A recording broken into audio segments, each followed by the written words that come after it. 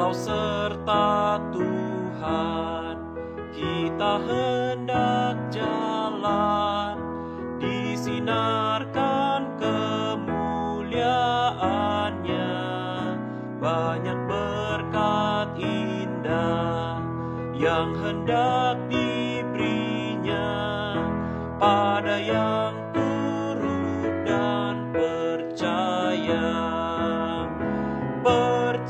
Percayalah, turut sabda Allah, hanya itulah jalan yang memberi kesenangan.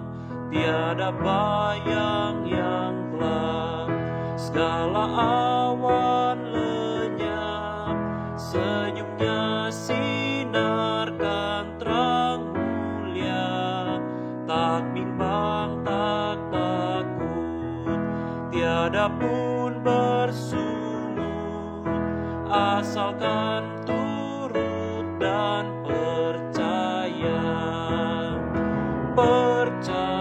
Percayalah, turut sabda Allah, hanya itulah jalan yang memberi kesenangan. Segala beban kita, segala duka cita, Tuhan lihat dan ditanggungnya. Ia akan bantu orang yang selalu setia, turut dan percaya.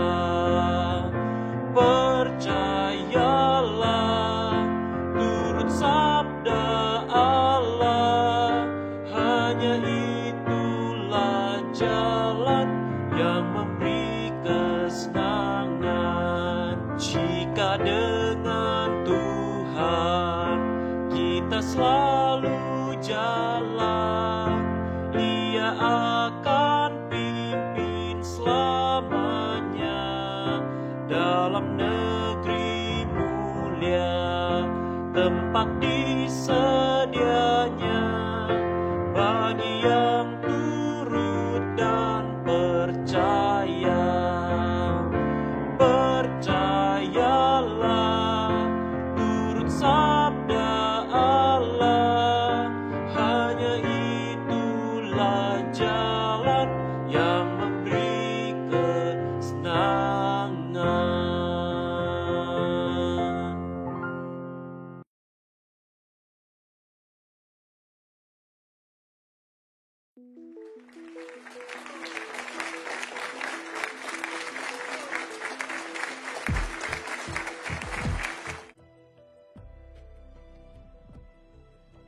He panicked or he just looked at the stock market. One of the two, because guess what?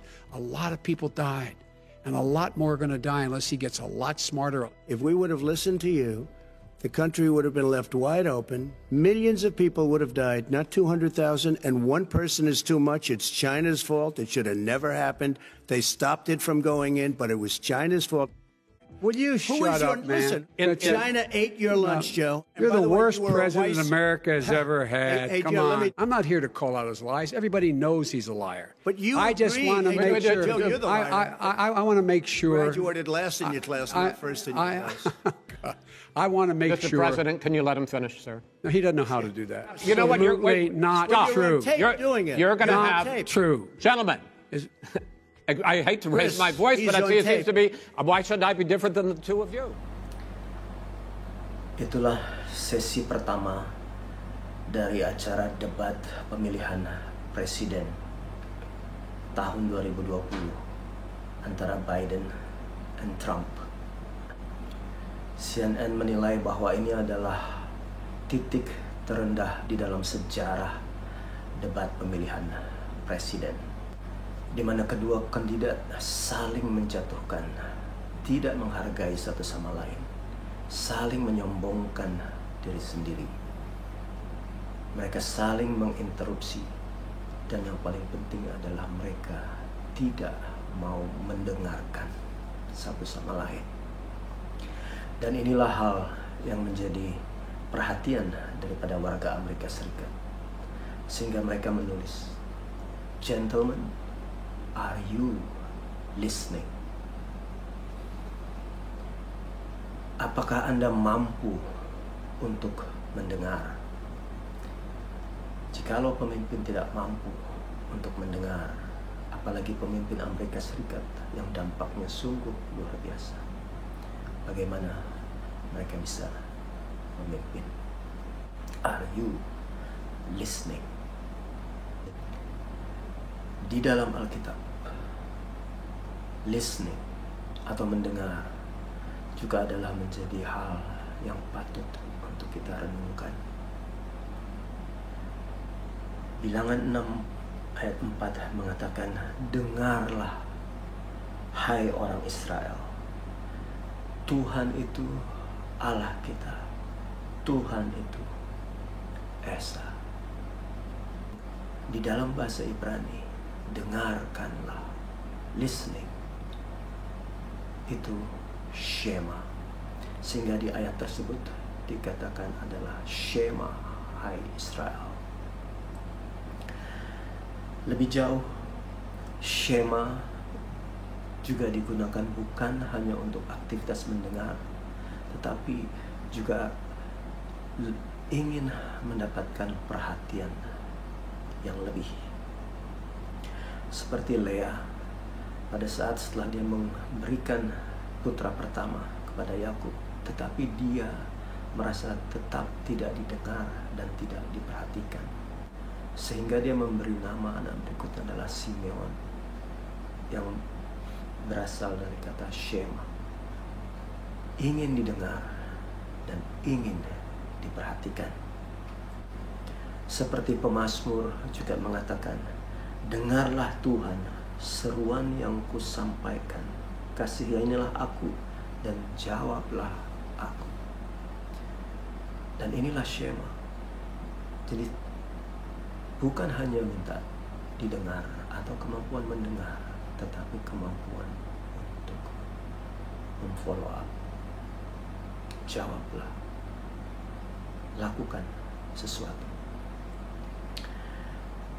Itu sebabnya Tuhan mengatakan di dalam Keluaran 19 ayat 5, "Jika kamu sungguh-sungguh mendengarkan firman-Mu dan berpegang pada perjanjianku." Bersungguh-sungguh mendengarkan, dalam bahasa Ibrani ini adalah Shema, Shema, sungguh-sungguh mendengarkan. Tetapi Shema juga adalah memegang perjanjianku. Keep my covenant. Jadi Shema adalah listen and obey, mendengar dan juga melakukan. Pertanyaannya, bagaimana dengan kita? Are you listening to God? Apakah kita Shema kepada Tuhan? Jika kita Shema kepada Tuhan, maka kita mendengarnya dan mengasihi Tuhan Allahmu dengan segenap hatimu dan dengan segenap jiwamu dan dengan segenap kekuatan. Atas nama Jemaat Tionghoa Gereja Masehi Advent hari ke-7 Makarios, kami mengucapkan selamat Sabat kepada seluruh keluarga besar Makarios. Adalah doa dan harapan kami agar seluruh keluarga Makarios berada di dalam perlindungan Tuhan dan berada di dalam keadaan sehat. Marilah kita persiapkan hati dan pikiran kita untuk memulai peribadatan kita. Marilah kita berbakti di dalam roh dan kebenaran. Amin.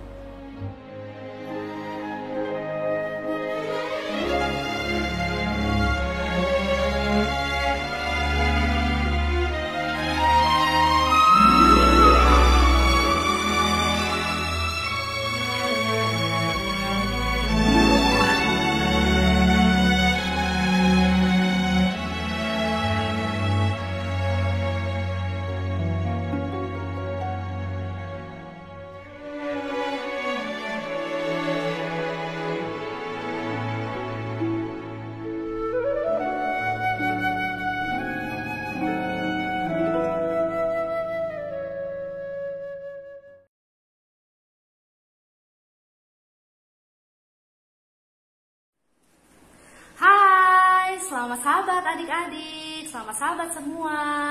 Puji Tuhan atas kebaikan Tuhan, kita semua masih diberikan kesempatan untuk berbakti pada hari Sabat ini. Nah, sebelum Anti cerita, Anti ditemani oleh 2 orang anak Anti. Yang pertama, yang besar ini namanya siapa? Efrata, umurnya 7 tahun. Kalau yang kecil namanya siapa? Wycliffe. Umurnya berapa? 4 tahun. Sama-sama dong, sama-sama semuanya. Say hi. Sama-sahabat. Oke, sebelum kita mulai cerita, kita tunduk kepala, kita berdoa ya. Bapak yang baik, terima kasih untuk kesempatan yang Kau berikan. Terima kasih untuk kebaikan-Mu. Kami bersyukur kami masih boleh sehat. Dan pada sabat ini, biarlah Roh Kudus boleh menyertai kami, menolong kami untuk mendengar dengan baik dan boleh mengerti akan cerita pada hari Sabat ini. Dalam nama Yesus, amin. Nah, adik-adik, Anti mau tanya nih, siapa dari antara adik-adik yang suka makan sayur? Nah, seperti ini. Atau yang ini. Nah, siapa yang suka makan sayur? Kalian suka nggak makan sayur? Suka. Coba kita tanya ya. Kalau Kalian, sayur kesukaannya apa? Jeruk. Sayur. Jeruk itu buah, sayur. Apa? Ayam. Bayam. Kalian suka banget makan bayam. Kalau Efrata, sayur kesukaannya apa? Apa? Kangkung, bayam? Kangkung. Ternyata satu kangkung, satu bayam ya. Nah, sayur-sayuran itu sangat menyehatkan kita. Apalagi di zaman sekarang ini banyak sekali penyakit dan virus yang sekarang sedang terjadi. Kalau kita banyak makan sayur itu mengandung apa ya Efrata ya? Vitamin. Banyak mengandung vitamin, mineral, ada juga seratnya. Jadi penting sekali buat kita makan banyak sayur dan buah. Nah, cerita Anti pada Sabat ini adalah tentang 4 orang pemuda. Nah, 4 orang pemuda ini dia sejak kecil mamanya dan orang tuanya selalu mengajarkan dia untuk makan makanan yang sehat. Dia selalu diajarkan untuk menjadi seorang yang baik, seorang yang menurut, seorang yang taat kepada Tuhan. Nah, pada suatu hari ketika mereka harus berpisah dari orang tuanya, mereka dibawa ke tempat yang jauh, ke tempat yang berbeda dari tempat tinggal mereka. Nah, sejak saat itu, kira-kira kalau mereka sudah tinggal berpisah dari orang tua, kira-kira mereka masih menurut nggak ya? Kalau Efrata sudah jauh, Khalif sudah jauh, kira-kira selama ini dari kecil sampai sekarang yang Mami udah ajarkan, kira-kira Khalif lupa nggak? Lupa nggak? Enggak dong ya, nggak boleh lupa. Seperti 4 orang pemuda ini, dia dari kecil sudah diajarkan untuk menurut kepada Tuhan. Sejak dia berpisah dari orang tuanya, dan dia tetap menjadi anak-anak yang baik. Dia tetap menurut kepada Tuhan. Nah, pada saat itu ceritanya, jadi mereka sudah tinggalnya sudah tidak bersama dengan orang tuanya lagi. Nah, sejak itu di tempat yang baru, 4 pemuda ini mereka dikasih makanan yang ternyata makanan yang tidak sehat. Makan makanan yang manis-manis. Apa sih contohnya manis-manis? Permen, coklat, biskuit. enak. Wah, yang enak-enak pokoknya. Makanan yang banyak minyak, pokoknya yang makanan yang lezat-lezat, pokoknya sesuatu yang tidak sehat. Ya, lezat tapi tidak sehat. Nah, sejak saat itu 4 orang pemuda ini kira-kira kalau mereka dari dulu sudah diajarkan untuk makan sehat, mereka dididik untuk bagaimana hidup yang hidup disiplin. Kira-kira mereka mau nggak makan makanan seperti itu? Enggak. Nah, pas mereka dikasih makanan yang seperti itu, mereka bingung karena selama hidup mereka nggak pernah makan makanan yang seperti itu. Mereka bingung, aduh makanan apa? Kami tidak bisa makan makanan seperti ini. Lalu mereka mulai mintalah kepada orang-orang yang menyediakan mereka makanan. Mereka bilang, Tuhan, boleh nggak kami dikasih makan makanannya hanya sayur-sayuran dan buah-buahan? Karena kami tidak bisa makan makanan seperti ini. Lalu setelah mereka berdoa, mereka meminta kepada Tuhan supaya Tuhan melembutkan supaya Tuhan memberikan kasih kepada orang-orang yang memberikan mereka makan. Akhirnya orang-orang ini mulai berpikir, orang-orang yang memberikan mereka makan, aduh, tetapi kami tidak bisa memberikan kamu makan sayur-sayuran, nanti kamu jadi kurus. Nanti aku yang dimarahin sama raja aku. Nanti kalau kamu kelihatan kurus, kamu kelihatan tidak bersemangat, kamu nggak kuat, nanti aku yang disalahin. Jangan deh, kamu makan ini aja yang udah disediain. Wah, 4 orang pemuda ini mereka tetap berdoa. Mereka tetap minta hikmat sama Tuhan. Akhirnya mereka bilang lagi sama si asisten ini ya, si orang yang nyediain makanan. Tuhan, tolonglah kami. Coba deh, tes kami. 1 minggu aja, kasih kami makan yang sayur-sayuran, yang banyak sayur-sayurannya. Dan kamu bisa lihat kami setelah 7 hari, apakah kami kelihatan kurus atau kami lebih gemuk dari orang-orang yang lain yang makan makanan yang enak-enak itu. Lalu akhirnya si asisten ini berpikir, aduh, oke lah, 1 minggu ya. Akhirnya dikasihlah mereka makanan sayuran selama 1 minggu. Wah, nah kira-kira mereka jadi kurus atau tambah gemuk setelah 1 minggu makan sayur-sayuran terus? Gemuk. Hah? Gemuk. Yang benar. Kurus. Kurus atau gemuk? Gemuk. Nah, setelah 1 minggu mereka makan makanan sayur terus. Setelah dilihat, mereka ternyata tambah gemuk, badan mereka tambah Segar. kuat, muka mereka segar, mereka bersemangat. Wah, lalu si orang yang membawa makanan ini dia kaget dong. Wih, ternyata benar ya, kalian tambah kuat, tambah gemuk dibanding orang-orang yang malah makan yang daging-dagingan. Nah, abis itu pada saat itu dibawalah mereka ke rajanya. Mereka sudah saatnya untuk bertemu dengan raja. Nah, ketika si raja ini lihat, wah, 4 orang pemuda tadi, si raja ini kan nggak tahu kan, mereka makan sayur kan. Nah, ternyata pas rajanya ketemu dengan 4 orang pemuda ini, mereka melihat, wah, pemuda ini ternyata 4 orang ini, wih, ternyata benar, badan mereka gemuk-gemuk, mereka bersemangat, wajah mereka cerah. Wah, luar biasa ternyata. Raja ini seneng nggak? Seneng, karena memang itu harapan si raja itu. Raja itu pengen 4 orang ini dan orang-orang pemuda yang mereka ambil itu, mereka mau menjadikan pemuda-pemuda yang gemuk, yang tinggi besar, yang bersemangat dan yang kuat, supaya bisa bekerja kepada raja. Nah, setelah itu si raja ini pengen tes. Ini mau kasih pertanyaan kepada 4 orang pemuda ini. Kira-kira nih badannya doang yang gemuk atau mereka juga pintar ya? Wah, coba ya kita tes. Lalu raja itu mereka memberikan pertanyaan-pertanyaan yang banyak kepada 4 orang pemuda ini. Kira-kira mereka bisa jawab nggak? Bisa. Wih, bukan hanya badannya yang tinggi besar, bukan hanya wajahnya yang cerah.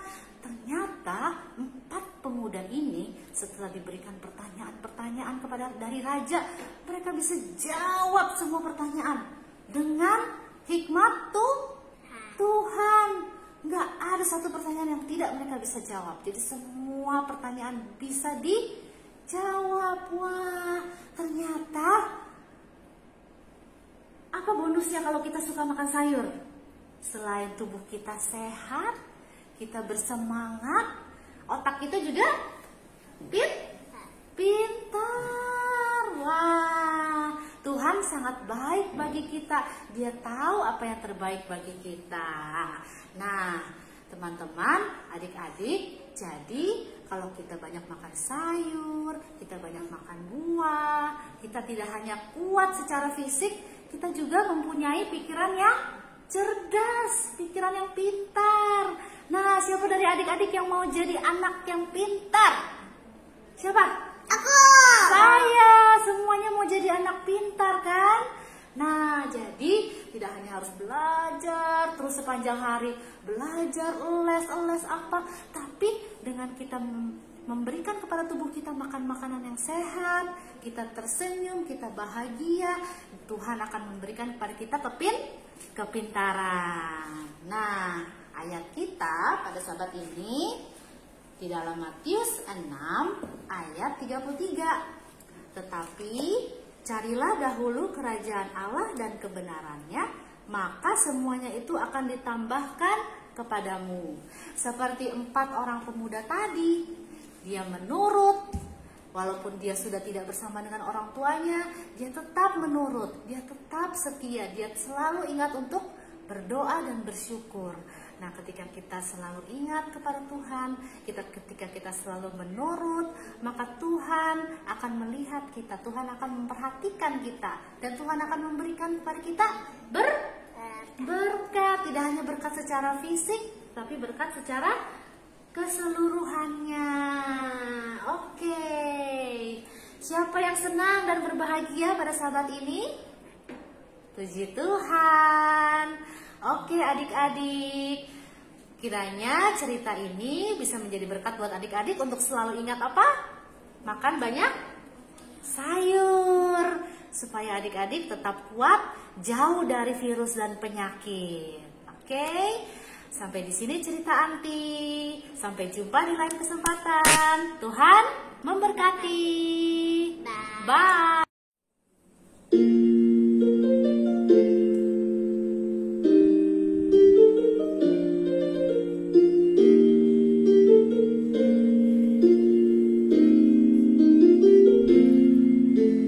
Jesus walked upon the water.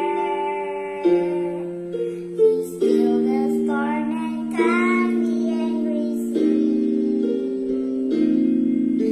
With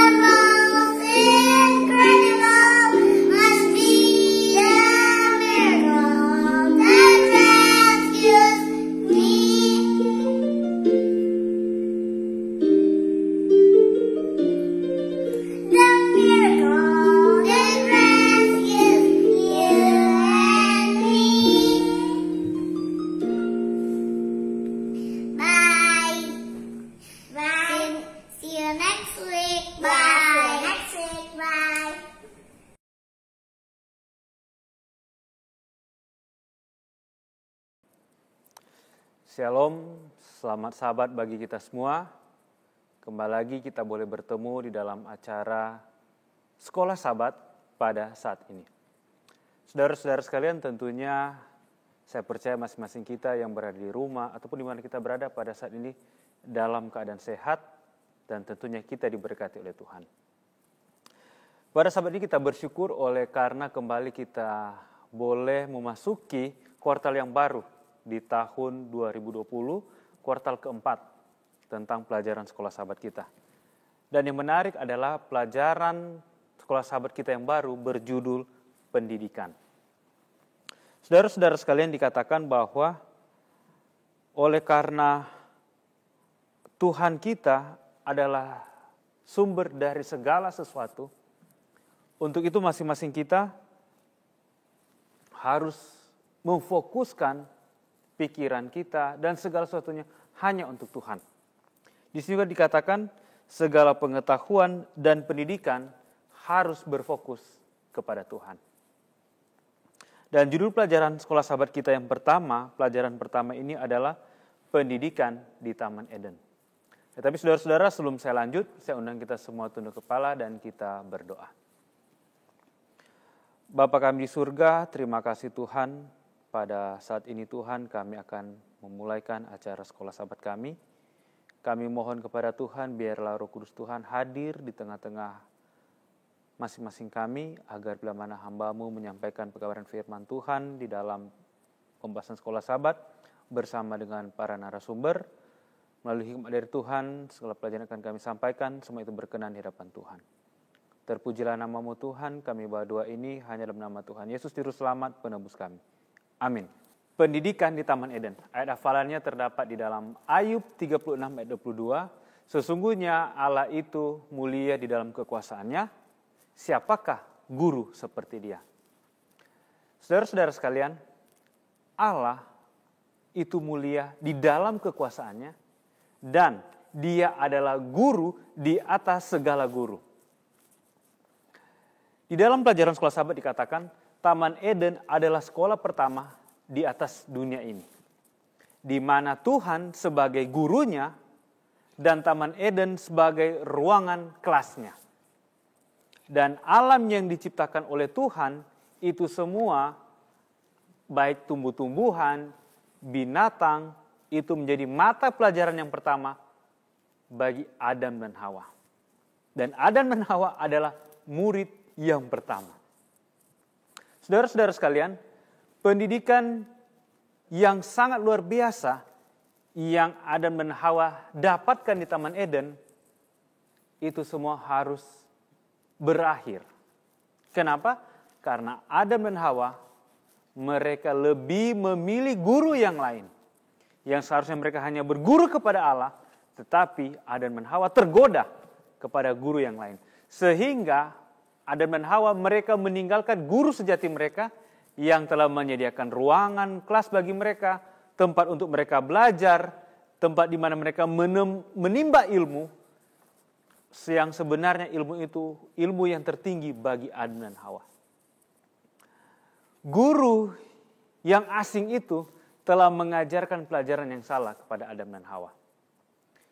Dia mengatakan bahwa, ayo, makanlah buahnya, buah terlarang. Tetapi awalnya Hawa tidak tergoda. Tetapi singkat cerita, Hawa makan buah terlarang. Saudara-saudara sekalian, Tuhan menempatkan Adam dan Hawa di Taman Eden untuk menerima tanggung jawab. Supaya mereka boleh menjaga, merawat, dan memelihara segala sesuatu yang ada di dalam Taman Eden. Supaya mereka bisa menguasai bumi ini dan semua yang ada di dalamnya. Dan ini disebut tanggung jawab. Tuhan ingin agar mereka boleh menguasai semuanya. Dan ketika Adam dan Hawa menerima tanggung jawab yang diberikan Tuhan kepada mereka, supaya masing-masing baik Adam dan Hawa, mereka boleh hidup berbahagia. Saudara-saudara sekalian, inilah pendidikan yang pertama yang Tuhan berikan kepada manusia. Pendidikan yang pertama yang Tuhan berikan kepada Adam dan Hawa, yaitu tanggung jawab. ketika Adam dan Hawa menerima tanggung jawab yang diberikan oleh Tuhan kepada mereka, seharusnya mereka itu sangat berbahagia dan semakin berbahagia oleh karena tanggung jawab yang diberikan kepada mereka itu awalnya mereka laksanakan dengan baik dan mereka mendapatkan upahnya. Saudara-saudara sekalian, pendidikan yang benar adalah pendidikan yang memberikan tanggung jawab kepada para peserta didik. Saya percaya masing-masing kita dahulu pada waktu sekolah, bila mana kita mendapatkan PR, itu harus kita kerjakan. Itu tanggung jawab bagi masing-masing kita sebagai murid. Dan pengajaran Tuhan kepada Adam dan Hawa di Taman Eden adalah pengajaran yang serius. Serius untuk apa? Untuk kelangsungan hidup Adam dan Hawa sepanjang kekekalan. Menjadi kerinduan pada waktu itu adalah supaya baik Adam dan Hawa mereka boleh hidup kekal. Namun sayangnya, seperti saya katakan tadi, Hawa dan Adam mereka menganggap bahwa pelajaran atau pengajaran yang diberikan kepada mereka, yang Tuhan berikan kepada mereka itu hal yang biasa. Dan itu tidak akan berdampak luar biasa jika mereka melanggar pelajaran itu. Kenapa? Karena pada waktu itu setan berkata kepada Hawa, Allah pasti melarang kalian memakan semua buah yang ada di Taman Eden ini. Tetapi kita lihat apa reaksi Hawa ketika setan berkata demikian. Hawa bereaksi dengan mengatakan bahwa perkataan ular itu tidak benar. Allah mengizinkan mereka memakan semua buah pohon yang ada dalam Taman Eden pada waktu itu, kecuali satu buah, yaitu buah pohon pengetahuan baik dan jahat. Dan ketika Hawa dan Adam, ketika mereka memakan buah itu, apa yang terjadi kepada mereka? Mereka merasakan ada sesuatu yang berbeda antara pengajaran yang mereka dapatkan. Mereka merasakan sesuatu yang ada yang berubah di dalam hidup mereka. Saudara-saudara sekalian, di sini kita bisa melihat bahwa pengajaran yang Tuhan berikan kepada mereka, guru yang sejati yaitu Tuhan, mereka lebih memilih untuk mendengar guru yang lain, guru yang palsu, sehingga mereka menuruti apa yang dikatakan oleh setan. Di sini kita boleh melihat bahwa murid atau Adam dan Hawa, mereka membuat satu kesalahan. Kesalahan di mana pengajaran yang diberikan oleh guru palsu itu membuat mereka jatuh. Kenapa? Karena mereka jatuh ke dalam dosa. Alkitab menegaskan bahwa manusia tidak boleh melawan perintah Tuhan. Pada waktu itu saudara-saudara bisa saja pada waktu setan menggoda Hawa, bisa saja dia tidak peduli apa yang dikatakan oleh setan. Kenapa? Karena setan pada waktu itu bukan guru dia. Harusnya pada waktu dia digoda, dia harus datang kepada gurunya, yaitu kepada Tuhan. Dan bertanya kepada Tuhan, apakah yang dikatakan setan itu benar atau masuk akal? Tetapi saudara-saudara sangat disayangkan, pada waktu itu Hawa lebih memilih untuk berargumentasi dengan setan. Bukan hanya dengan setan pada waktu itu, tetapi dia lebih mendengarkan dirinya sendiri untuk mencari pembenaran. Sudah berargumentasi dengan setan dan lebih mengikuti pikirannya sendiri. Saudara-saudara sekalian, di dalam pelajaran sekolah sahabat ini dikatakan, di dalam keberhasilan dalam pendidikan adalah yang pertama, pengajaran itu harus disampaikan dengan jelas oleh sang guru. Dan kedua, para peserta didik harus memahami apa pengajaran yang disampaikan oleh guru. Dan yang ketiga, para peserta didik harus menuruti pengajaran itu tanpa mengurangi atau menambahinya. Dan yang terakhir, ketika para murid tidak memahami, mereka harus pergi menemui sang guru untuk bertanya, bukan pergi kepada guru yang lain. Saya percaya kita semua sudah memiliki pengalaman pada waktu kita bersekolah. Ketika ada sesuatu hal yang tidak kita mengerti, pada waktu kita duduk di ruang kelas, pasti kita akan bertanya kepada siapa? Kepada guru kita. Saudara-saudara sekalian, akibat dari perbuatan Adam dan Hawa, karena mereka melanggar, apa yang mereka dapatkan? Mereka diusir dari Taman Eden. Mereka kehilangan kesempatan belajar langsung dengan Allah dan para malaikat. Yang dimana pada itu mereka bisa bertemu muka dengan muka. Dan mereka kehilangan hidup yang kekal. Mereka kehilangan keindahan ruang kelas. Dan itu akibat yang harus mereka terima. Saudara-saudara sekalian, dalam pelajaran sekolah sahabat juga dikatakan, tujuan pendidikan Kristen adalah untuk keselamatan dan pemulihan bagi manusia. Di mana diarahkan kepada Yesus Kristus dan keselamatan yang disediakan oleh Yesus. Untuk masing-masing kita. Untuk saya dan kita semua. Pendidikan saat ini harus berpusat pada Yesus dan keselamatan. Tapi sayangnya banyak orang menuntut anak-anaknya, Tuhan nomor 2, Tuhan nomor 3. Yang penting cari dulu ilmu pengetahuan yang lain. Untuk belajar firman Tuhan itu belakangan. Saudara-saudara, pendidikan Kristen harus berhubungan dengan kehidupan dan kesalehan. Di dalam pelajaran sekolah sahabat dikatakan, pendidikan sejati akan menuntun kita kepada pengetahuan yang sejati. Pengetahuan yang sejati itu adalah pengetahuan akan pengenalan akan Yesus Kristus. Menjadi seperti Yesus dan membawa pengetahuan itu kepada orang lain. Saudara-saudara sekalian, ketika Adam dan Hawa, ketika mereka meremehkan otoritas pemerintahan Allah. Adam dan Hawa lebih menuruti hawa nafsu mereka. Mereka ingin duduk seperti Allah. Dan mereka tunduk kepada otoritas setan. Bagaimana mungkin Adam dan Hawa adalah makhluk ciptaan Tuhan. Mereka adalah makhluk ciptaan, tetapi mereka lebih menuruti apa yang dikatakan oleh setan.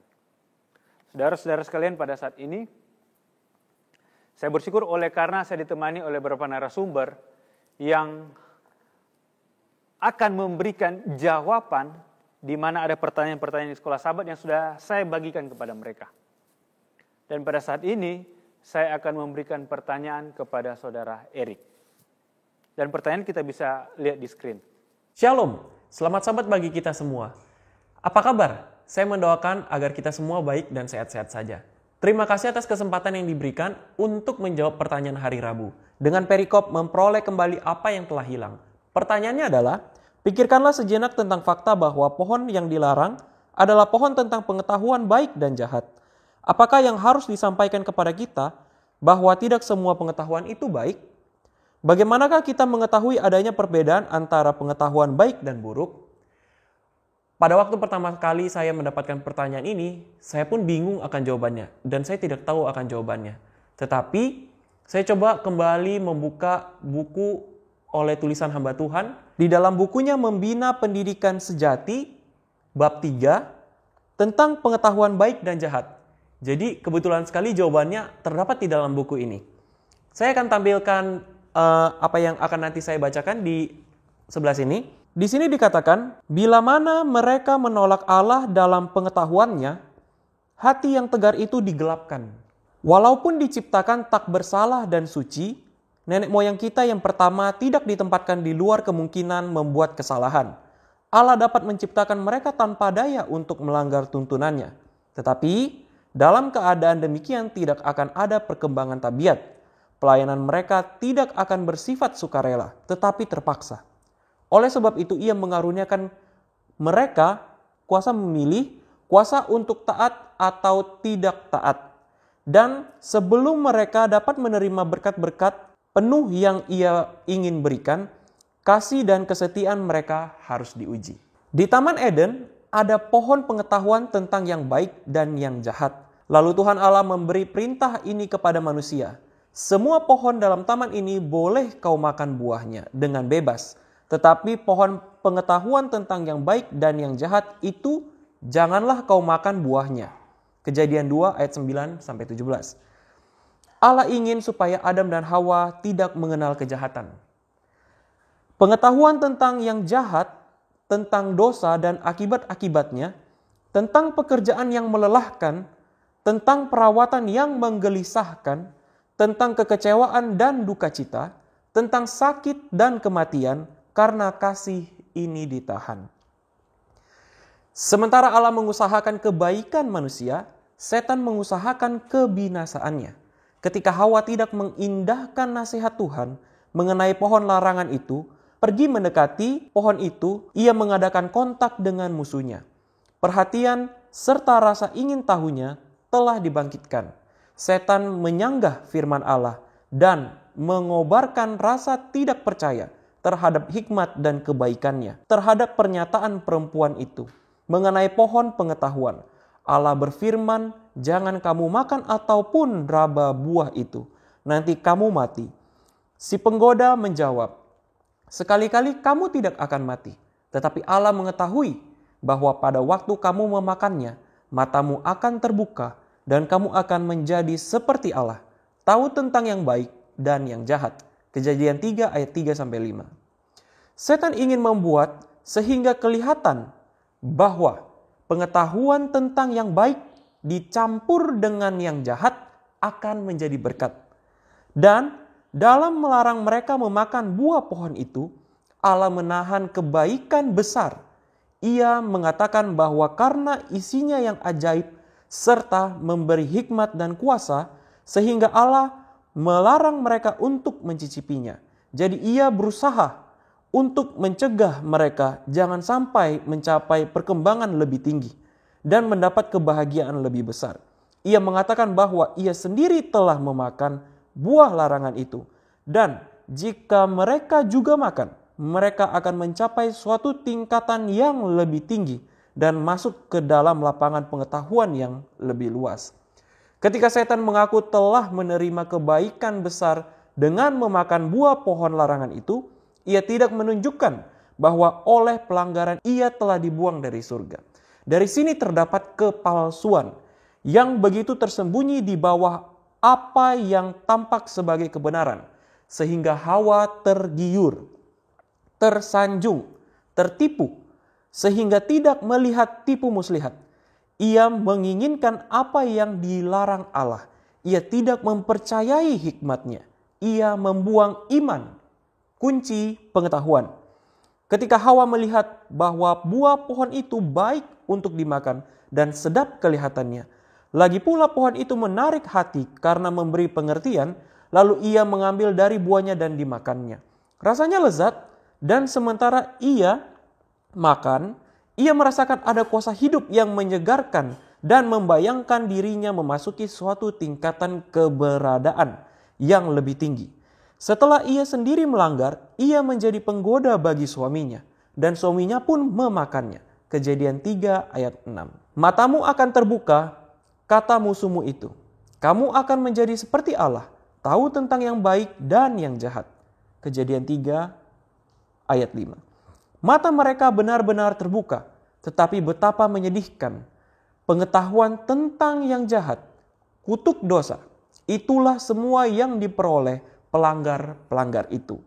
Pada buah itu sendiri tidak terdapat racun, dan dosa semata-mata tidak terletak di dalam menyerah kepada selera, tetapi tidak percaya pada kebaikan Allah, tidak percaya pada sabdanya, dan penolakan terhadap kekuasaannya. Itulah yang menjadikan nenek moyang kita yang pertama itu pelanggar-pelanggar. Dan itulah yang membawa kepada dunia pengetahuan tentang kejahatan. Inilah yang membuka pintu kepada setiap unsur kepalsuan dan kesalahan. Manusia kehilangan segala-galanya oleh sebab ia memilih untuk mendengar si penipu. Gantinya mendengar dia yang adalah kebenaran, yang satu-satunya memiliki pengertian.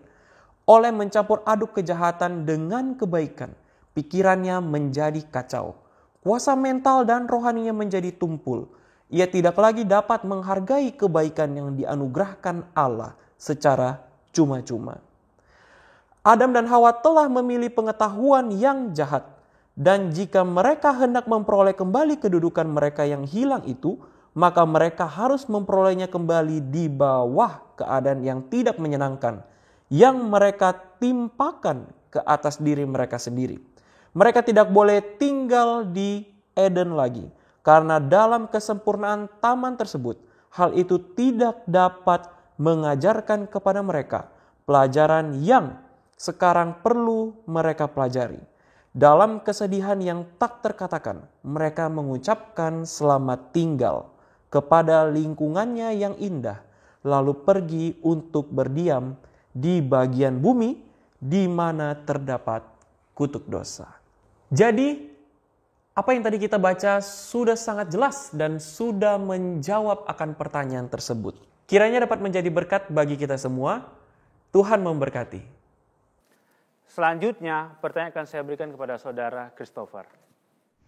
Shalom, selamat sahabat Jemaat Makarios yang terkasih dalam nama Yesus Kristus.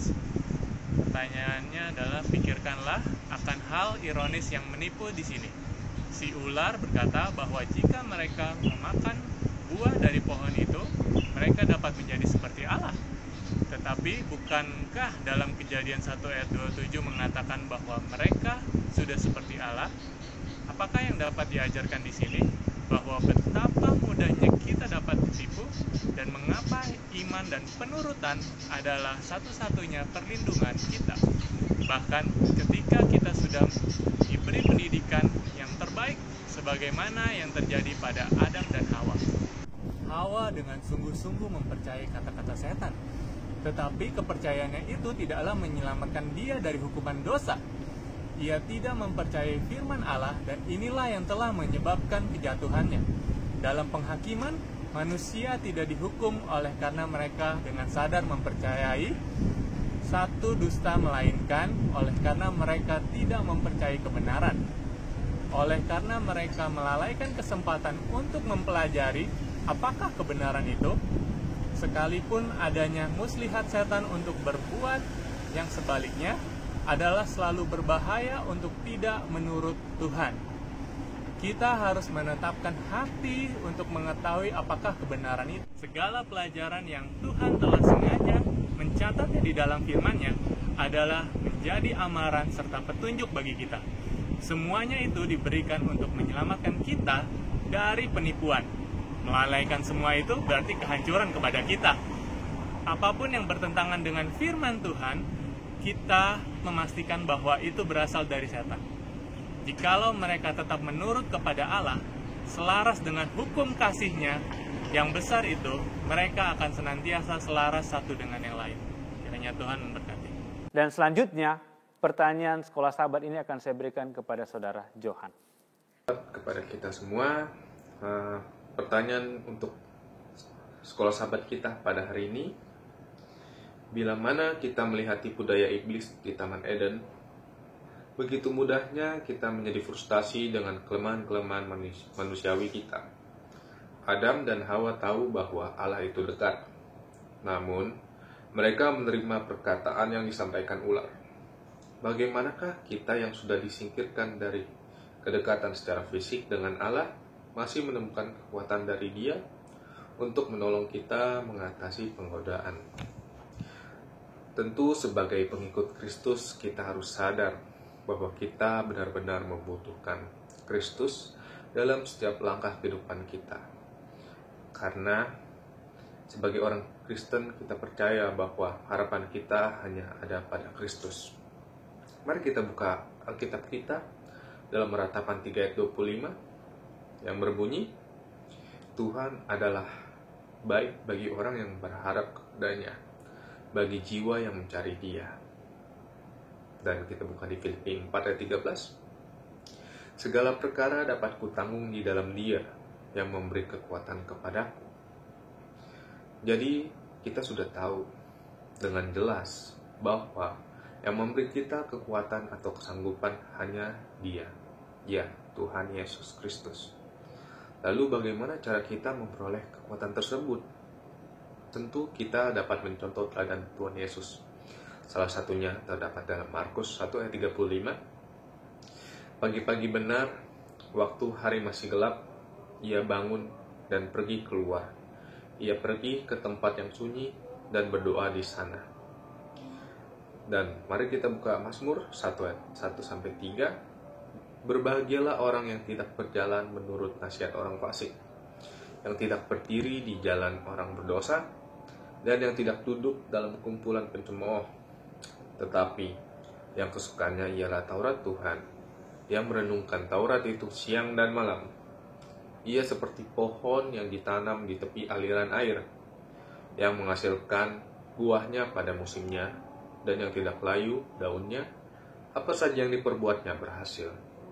Jadi, kunci agar Tuhan dapat memberi kita kekuatan untuk menolong kita mengatasi dosa adalah pray and worship. Kiranya jawaban ini dapat memberkati kita semua, khususnya di hari Sabat yang ini. Selamat Sabat, Tuhan memberkati. Terima kasih untuk ketiga narasumber yang sudah menemani saya, dan saya percaya jawaban-jawaban yang sudah diberikan itu dapat membuat masing-masing kita mengerti bagaimana masing-masing kita, fokus kita harus seperti apa. Saudara-saudara sekalian, sebagaimana Adam dan Hawa, mereka sudah mendapatkan pendidikan yang baik, pendidikan yang sejati, pendidikan akan pengenalan akan Yesus. Tetapi oleh karena mereka lebih mendengar perkataan dari guru yang lain, sehingga dari sesuatu hal yang indah, sesuatu hal yang bisa dikatakan suatu hal yang keren, mereka hidup di Taman Eden. Mereka bisa bertemu muka dengan malaikat dan Tuhan. Tetapi oleh karena mereka tidak mau mendengar suara Tuhan, mereka diusir. Dan saya percaya saudara-saudara sekalian, bagi masing-masing kita, pengalaman dari Adam dan Hawa, jangan sampai kita seperti mereka. Biarlah pelajaran dari Adam dan Hawa, kita ambil hikmahnya. Kalau kita melanggar perintah Tuhan, akibatnya seperti Adam dan Hawa. Tapi kita bersyukur, oleh karena kita pada saat ini melalui pelajaran sekolah Sabat, kita diingatkan untuk boleh mengetahui siapa itu Yesus. Sehingga demikian, walaupun kita jatuh di dalam dosa, walaupun Adam dan Hawa sudah jatuh ke dalam dosa, dan kita hidup di dalam dosa, dengan pengenalan akan Yesus, dengan pengenalan akan firman Tuhan, saya percaya masing-masing kita boleh mendapatkan hadiah. Dari hidup yang upah dari dosa adalah kematian, tetapi bila mana kita belajar dengan baik mengenal Yesus, saya percaya kita semua akan mendapatkan hidup yang kekal di dalam Yesus. Kiranya Tuhan memberkati kita semua pada Sabat ini. Amin.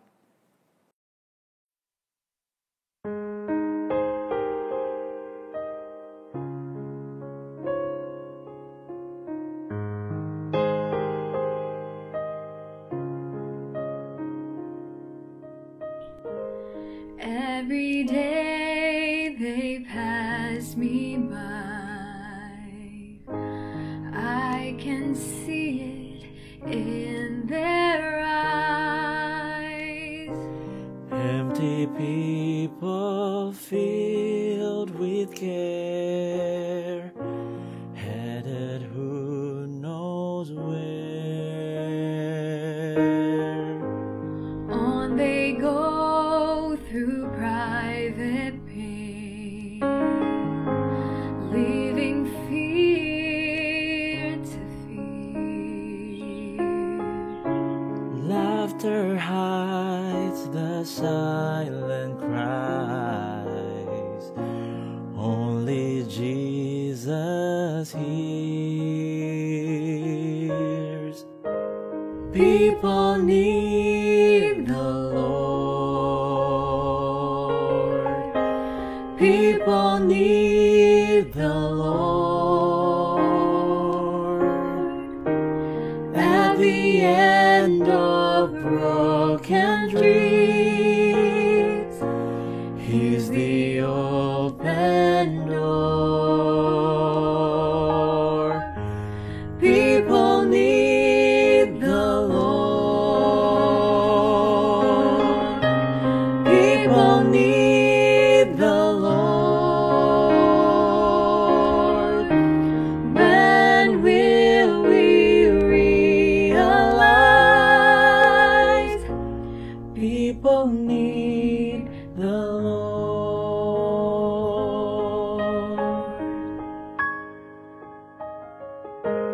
We are called to take His light to a world where wrong seems right.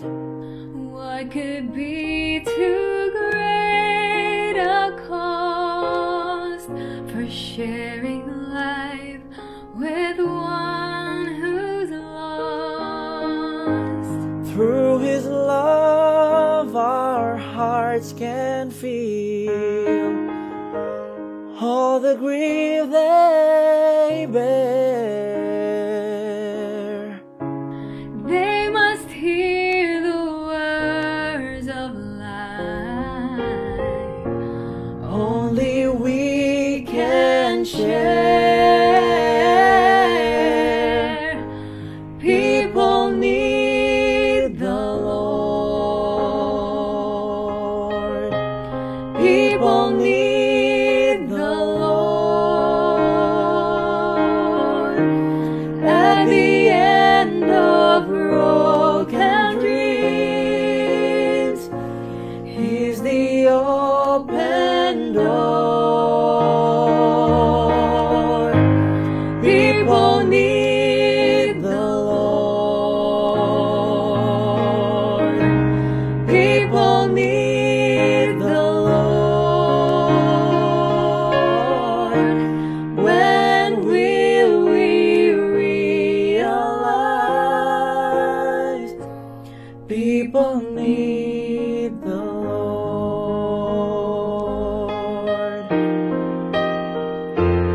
Oh, people need the Lord.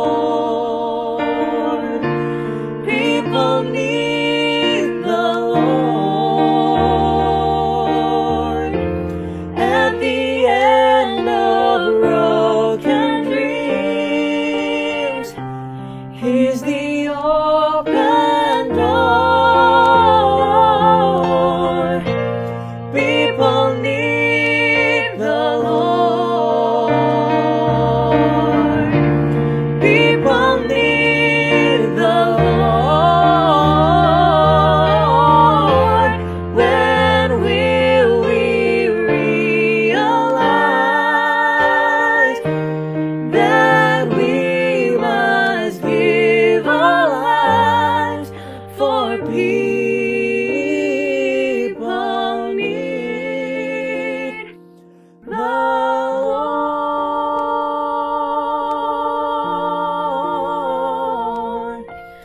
People need the Lord.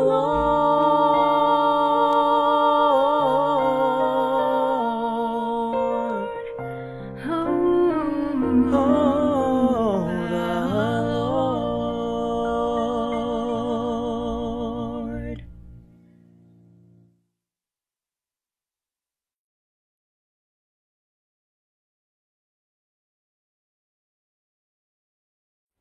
Selamat sahabat, saudara sekalian, pada kesempatan ini saya akan menyampaikan satu topik kesehatan, yaitu judulnya adalah ulcer atau tukak lambung. Sebagaimana pembahasan sebelumnya tentang gastritis, ini sangat erat hubungannya dan sangat mirip ya antara tukak lambung atau ulcer atau sakit mah ini dengan gastritis, tapi berbeda. Sekarang coba kita lihat apa itu sakit mah. Nah saudara, tukak lambung terjadi di lambung dan bisa terjadi juga di bagian pertama dari usus halus yang disebut sebagai duodenum atau usus 12 jari. Kondisinya adalah terjadi borok ini yang terjadi akibat menghilangnya rusaknya lapisan mukosa pelindung dinding lambung, sehingga enzim pepsin yang fungsinya untuk mencerna protein dan asam lambung yang sangat pekat, sangat asam itu justru merusak dinding dan membuat lubang di dinding lambung kita sendiri. Dan kalau ini terjadi tentu sakitnya luar biasa. Saya percaya saudara yang menderita sakit MAH, saudara tahu ini perih dan sakitnya bukan main. Nah, saudara, diperkirakan sekitar 80% penyakit MAH ini disebabkan oleh bakteri H. pylori. Lalu 10% lagi disebabkan penggunaan obat anti radang dan sisanya tidak diketahui penyebabnya. Tapi saudara, sebetulnya sampai saat ini masih belum jelas apakah bakteri H. pylori ini yang menyebabkan sakit MAH atau pada orang yang sakit MAH terjadi pertumbuhan bakteri H. pylori yang berlebihan. Belum tahu mana kondisi yang sebetulnya, karena banyak juga orang yang sehat ya, tidak ada gejala sakit MAH, tapi di lambungnya juga banyak bakteri H. pylori ini. Nah, saudara, diperkirakan sekitar 30% pengguna obat NSAID, yaitu untuk obat anti radang, itu mereka menderita borok lambung. Tentu penggunaan NSAID yang terus-menerus ya dalam jangka panjang. Nah, untuk sakit MAH ini gejalanya adalah rasa sakit di perut seperti terbakar, lalu rasa sakitnya itu bisa menjalar hingga ke bagian belakang perut ya, ke bagian belakang, dan biasanya terjadi setelah 1 hingga 5 jam setelah kita makan. Dan rasa sakitnya ini akan berkurang kalau kita makan atau makan obat antacid, atau kalau muntah asam lambungnya itu keluar juga rasanya lega, agak lega. Itu adalah ciri-cirinya. Nah, dan saudara, biasanya penderita sakit MAH ini kalau kelamaan tentu akan terjadi penurunan berat badan ya. Dan nafsu makan juga berkurang karena ya serba salah gitu, makan sakit, nggak makan sakit. Lalu ciri yang lain adalah kembung, bersendawa, mual, dan jika agak parah, muntahnya bisa berwarna hitam dan kotoran juga bisa berwarna gelap. Saudara, bagi orang yang terlalu sering menggunakan obat anti radang NSAID secara berlebihan ya saudara, seperti aspirin dan obat penghilangan rasa sakit yang lain, itu bisa mengakibatkan lubang pada lambung pelan-pelan tanpa disadari sehingga pada akhirnya menjadi parah. Saudara, obat-obatan ini bisa menghilangkan rasa sakit tapi juga sekaligus menghambat penyembuhan luka pada dinding lambung. Saudara, pada penderita sakit MAH sekitar 80%-nya ditemukan bakteri Helicobacter pylori di lambungnya. Nah, ada beberapa tanaman alami yang berkhasiat untuk menghambat perkembangan bakteri ini dan juga dapat menghambat bakteri ini menempel di dinding lambung, yaitu diantaranya adalah oregano, kunyit, jahe, jinten, bawang putih, cranberry, dan lain-lain sebagainya. Tapi yang saya sebutkan barusan ini cukup powerful untuk mengurangi bakteri ini. Nah, ini ada beberapa tips yang bisa membantu untuk mengatasi penyakit MAH ini. Pertama, biasakanlah untuk makan makanan yang berserat alami untuk melindungi lambung saudara. Ini adalah hal yang boleh saya katakan paling penting. Nah, di dalam penelitian, penderita yang menghindari makanan yang diproses berlebihan atau refinasi seperti gula pasir, lalu semua tepung-tepungan putih, kemudian menghindari gorengan, soft drink, coklat, teh, dan kopi, coklat karena kafeinnya ya, ini akan mengalami perbaikan yang signifikan dari sakit MAH ini. Nah, saudara, makanan yang baik untuk sakit MAH ini adalah sayuran dan buah-buahan yang kaya dengan berbagai vitamin, utamanya adalah vitamin A dan vitamin C. Lalu, saudara harus banyak makan buah dan sayuran ya. biasa kita anjurkan 7 porsi atau lebih supaya terhindar dari sakit ma ini. Nah, saudara, berikutnya makanan yang baik adalah semua keluarga kubis-kubisan seperti kol, brokoli, kembang kol. Ini semua memiliki efek anti peradangan yang baik. Saudara boleh makan mentah, boleh di jus, boleh dikukus, semua baik. Tapi akan lebih ampuh kalau di jus dan diminum sekitar 1 liter sehari untuk sekitar 2 minggu ya, untuk memperbaiki. Lalu saudara, ada ekstrak jeruk nipis atau jeruk bali, terutama bagian sponsnya yang putih, itu juga berkhasiat sebagai antiparasit dan antibiotik untuk melawan bakteri H. pylori tadi.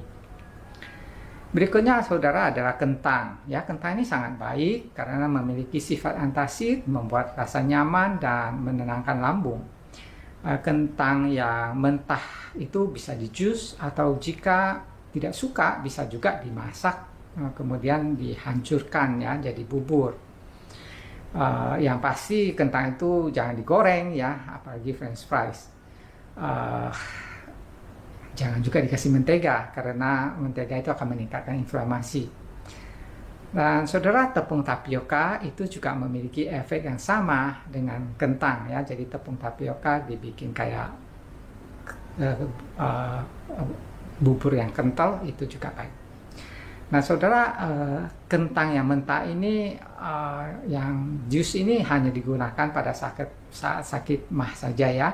Tidak dimaksudkan untuk diminum terus-menerus karena kentang yang mentah ini mengandung racun protease inhibitor yang akan menghambat pencernaan protein. Jadi dalam kondisi normal ya jangan dimakan mentah lah kentangnya.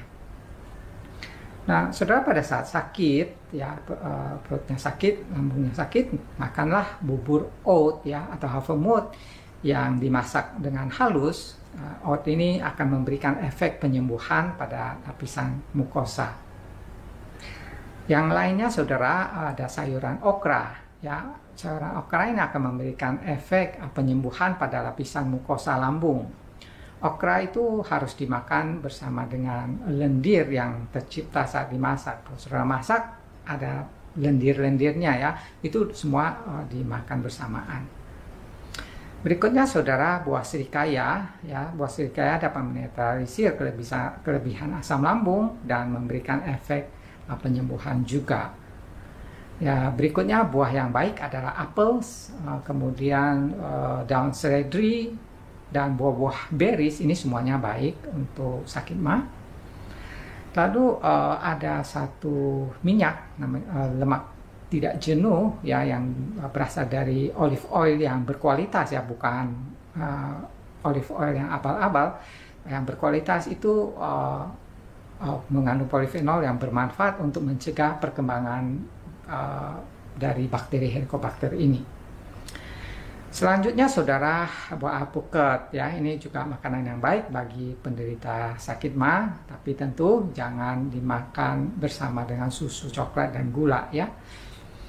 Nah saudara, berikutnya ada flaxseed. Karena flaxseed mengandung asam lemak ALA yang sangat tinggi, ini sangat baik untuk mencegah kelebihan asam lambung dan mencegah peradangan. Seratnya sangat bagus juga saudara. Nah, flaxseed ini tentu harus digiling terlebih dahulu ya, yang halus, dicampur di minuman atau makanan yang berair supaya dia lebih lembut sedikit, dan dikonsumsi sekitar 2-3 sendok sehari ya, setelah dicampur dengan air. Nah saudara, untuk gastritis maupun borok lambung atau sakit mah ini, minum air bening itu penting sekali. Saudara harus minum yang banyak, usahakan minum sehari 10 gelas atau lebih. Nah saudara, yang baik lagi adalah sering-sering makan makanan yang mengandung probiotik ya, seperti kefir, yogurt yang vegan, dan makanan probiotik lainnya yang sering saya sampaikan. Selanjutnya saudara, air kelapa adalah minuman yang sangat baik juga bagi penderita sakit mah. Bukan hanya airnya yang bermanfaat, tapi daging kelapanya juga sangat baik ya. Kelapa itu kan kita tahu itu adalah antibakteri, antivirus, dan anti jamur yang sangat baik. Jadi boleh saudara sering minum. Nah, itu adalah makanan-makanan yang baik, tapi ada juga yang harus dihindari kalau saudara punya sakit MA. Pertama, hindari kopi dalam segala bentuk, apakah kopi biasa maupun yang decaf, itu harus dihindari karena akan meningkatkan produksi asam lambung dan memperlambat proses penyembuhan kalau saudara sakit MA. Kemudian hindari sama sekali alkohol ya dalam segala bentuk, mau bir, mau wine, dan lain-lainnya itu karena memicu terjadinya sakit MA.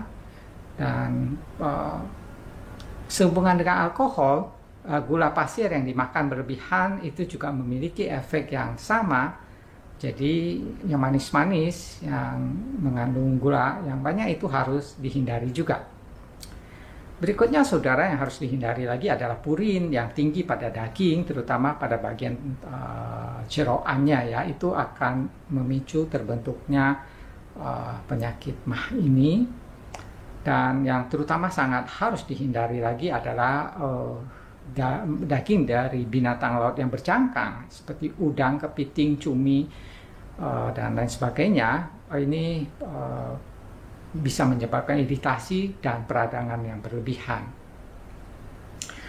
Saudara, susu sapi terutama jika diminum berlebihan itu akan meningkatkan sakit MA.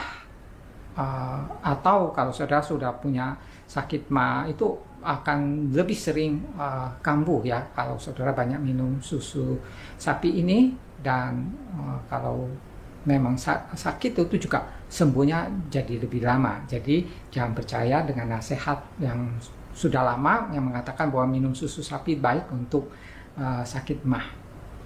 Selanjutnya saudara, bumbu yang pedas itu akan meningkatkan produksi asam lambung dan akan membuat komplikasi penyembuhan ya. Efeknya mirip dengan penggunaan aspirin. Jadi saudara hindari kalau saudara ada MA, hindari yang pedas-pedas yang bersifat iritasi bagi lambung. Jadi yang saudara harus hindari itu lada putih, lada hitam, cabai, dan sebagainya ya kalau sedang sakit. Kalau tidak ya tentu tidak apa-apa. Nah, berikutnya saudara, kalau pada saat sedang sakit tentu jangan makan nanas katanya ya, itu kan iritasi. Sebetulnya nggak demikian ya. Nanas itu mengandung bromelain ya. Ini adalah obat anti radang yang sangat baik. Cuman ada syarat makan nanas ini, saudara harus makan pada saat perut kosong. Karena kalau dimakan bersama dengan makanan yang lain, khasiat anti radang dari bromelain ini akan hilang. Jadi kalau saudara mau mendapatkan anti radangnya, saudara harus makan nanas dalam keadaan perut kosong. Kemudian selanjutnya saudara, untuk sementara saudara juga hindarilah makanan yang mengandung gluten. Karena makanan gluten ini akan merusak dinding pencernaan juga. Yang banyak mengandung gluten diantaranya itu ada tepung terigu ya, dalam bentuk roti, mie, kue-kue, dan lain sebagainya. Dan sebagai pengganti dari tepung gluten, saudara bisa menggunakan tepung beras, quinoa, millet, oat, buckwheat, dan lain sebagainya.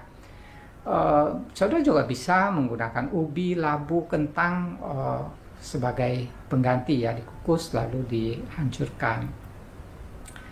Ya, demikian saudara tips kali ini mengenai sakit MA. Semoga ini bermanfaat. Kiranya Tuhan memberkati. Shalom.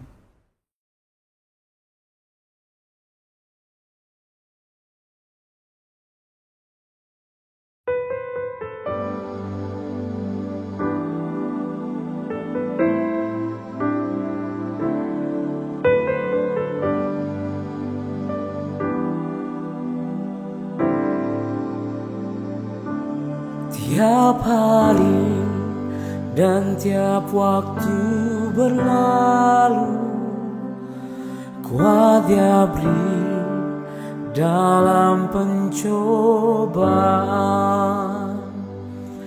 Yakin berkat Bapa selalu baru, ku tak lagi takut dan bimbang.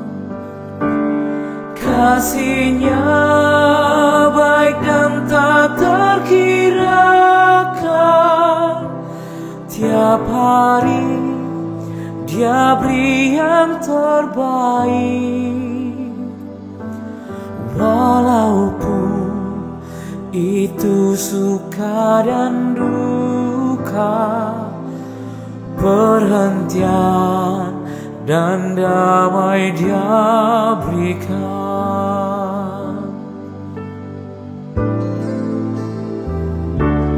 Tolong aku dalam pencobaan, ku percaya janji-Mu Tuhan. Kuatkan imanku selalu Tuhan, hingga aku tiba di surga. Tolong aku dalam kesukaran, ulurkan tangan-Mu ya Bapa. Peluk aku dalam ribaan-Mu, hingga aku tiba di surga. Tolong aku dalam kesukaran, ulurkan tangan-Mu ya Bapa. Peluk aku dalam ribaan-Mu, hingga aku tiba di surga. Di surga.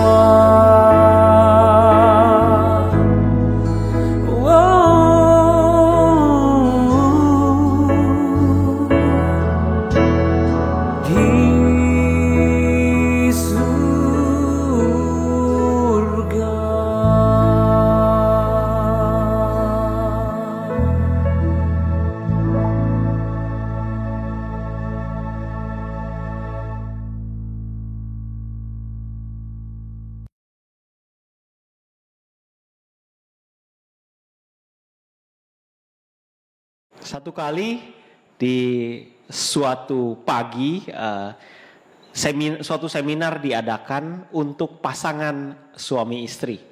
Pasangan suami istri ini dikumpulkan di satu ruangan yang cukup besar, dan pada saat itu belum zamannya COVID, ya. Jadi mereka masih bisa berkumpul di satu ruangan yang cukup besar. Nah, di dalam seminar pernikahan ini, si pembicara sedang mencoba untuk menunjukkan bahwa di dalam suatu keluarga sering kali terjadi di mana wanita lebih dominan daripada pria.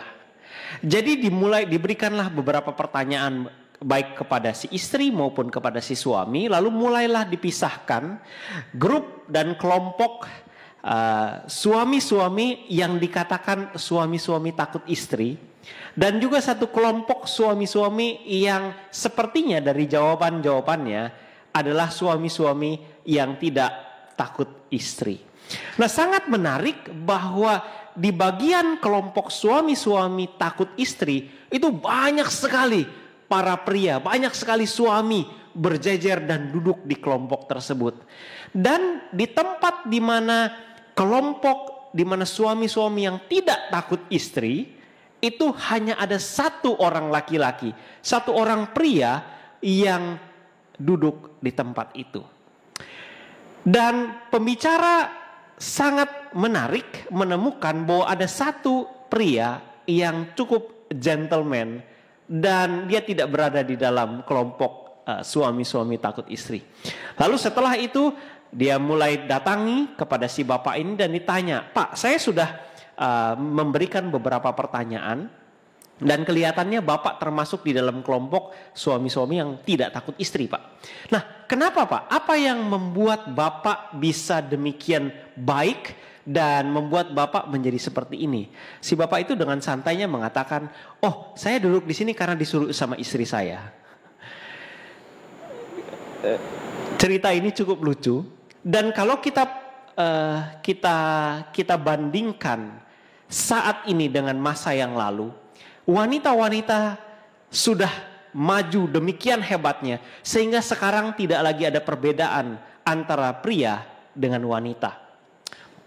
Dan saat ini emansipasi sudah begitu baik dan begitu bagus. Apa saja yang bisa dikerjakan sama laki-laki bisa juga dilakukan oleh wanita. Nah, pada saat ini saya ingin berbicara mengenai salah seorang wanita. Wanita di zaman dulu, di zaman bangsa Israel tidak seperti sekarang. 180 derajat berbeda. Mereka tidak dipandang sebagai seseorang yang dianggap sederajat dengan pria. Dan di dalam Alkitab hanya ada 3 wanita yang disebutkan namanya di dalam silsilah Yesus, di dalam buku Matius. Ada 4 sebenarnya, tapi yang satu lagi itu adalah istri Uria orang Het, ya, jadi tidak disebutkan namanya. Dan hanya ada 1 nama wanita yang disebutkan di dalam pahlawan iman, di dalam Ibrani pasal 11. Kita akan berbicara mengenai 1 wanita ini. Tapi sebelum itu, mari sama-sama kita tunduk kepala dan kita berdoa. Bapa di dalam sorga, kami akan belajar akan firman-Mu Tuhan, mengenai seorang wanita yang menjadi pahlawan iman di dalam Alkitab. Berikan kepada kami Roh Kudus, berikan kepada hamba-Mu hikmat dan kebijaksanaan di dalam berbicara. Taruhlah firman-Mu di dalam bibir hamba-Mu, sehingga apa yang kami pelajari Tuhan boleh membuat kami lebih setia dan memiliki iman percaya kepada Tuhan. Di dalam nama Yesus kami berdoa dan mengucap syukur. Amin. Di dalam Ibrani pasal 11 hanya ada 1 wanita yang disebutkan namanya menjadi salah seorang pahlawan iman.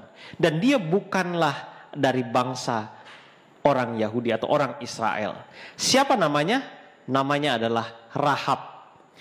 Kita akan membahas dan kita akan mempelajari cerita tentang Rahab di dalam buku Yosua pasal 2. Yosua pasal 2. Mari kita sama-sama buka buku Yosua pasal 2. Saya akan mulai baca dari mulai ayat 1.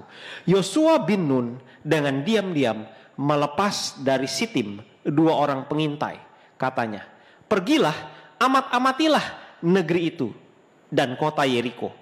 Maka pergilah mereka dan sampailah mereka ke rumah seorang perempuan sundal yang bernama Rahab, lalu tidur di situ.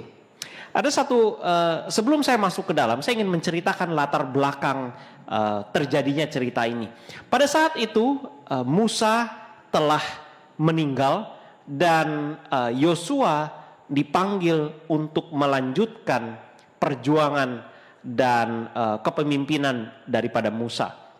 Dan pada saat itu mereka sudah sampai dan hampir masuk ke dalam negeri perjanjian tanah Kanaan. Tetapi sebelum mereka masuk ke dalam tanah Kanaan itu, di depan daripada tanah Kanaan ada suatu benteng, ada suatu tembok yang sangat tinggi, menjulang tinggi, yang sulit sekali untuk mereka masuki.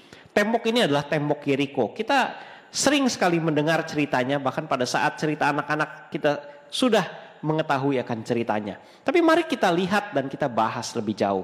Pada saat itu Yosua beserta seluruh bangsa Israel sedang berkemah di Sitim.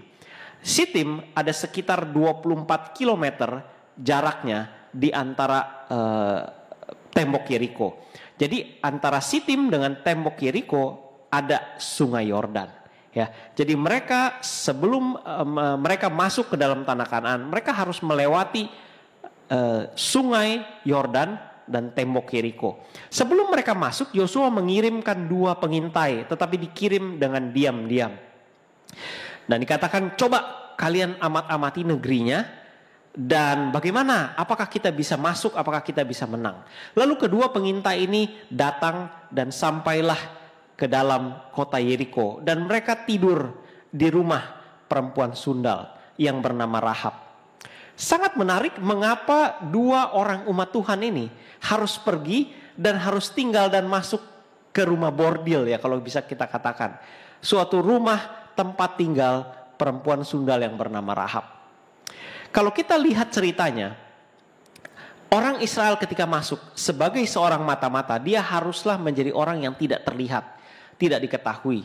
Dan tempat yang paling ramai dan tidak diketahui adalah rumah perempuan sundal atau rumah pemberhentian, di mana ada banyak orang masuk ke sana, menginap di sana dan tidak terlalu ketahuan apakah mereka salah seorang dari mata-mata atau bukan.